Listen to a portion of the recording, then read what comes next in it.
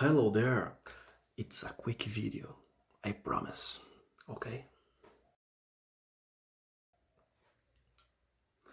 A few days ago, I was thinking, what would happen if I put an asymmetrical part uh, to rotate at high speeds, even if this asymmetrical part uh, has its center of mass in the center of axis of rotation. So today I will show to you how appearances uh, can be deceiving in physics, right? Well, let's get started. And to do this, I'm using software SolidWorks by Dassault System.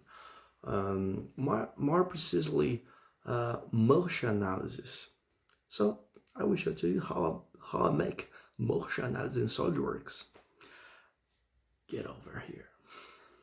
So this part apparently has the center of mass at the center of the rotation hole. But when we submit to a high rotation, an imbalance of the stability of the motor rise. So to demonstrate this phenomenon, I made an assembly with three parts. First, a part called weapon. Second, a part called bearing. And third, a metal base or metal floor. Right, that's okay. Okay. When I increase the speed as a function of time, we notice that the assembly tends to vibrate, going from one side to the other, similar to when regulated a washing machine.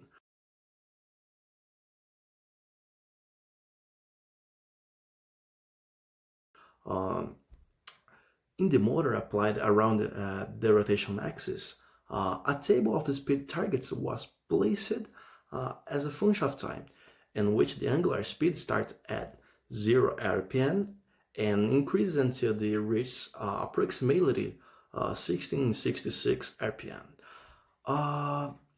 After generating the results, we will ask to extract the linear displacement graphs from both sides.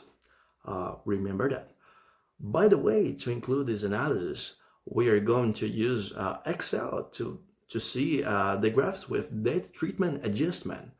Right. Let's save the results as CSV or table text and import into Excel, right?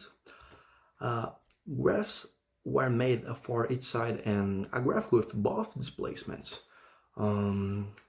We can see that the mount has moved 16 millimeters upwards at its peak of displacement. So that means when you increase the RPM, everything becomes unstable. That's conclusion. So that was today's analysis. I would like to thank you for all your attention with me. Um, sometimes I think maybe we can try to make this world a better place for us, but I don't know say how.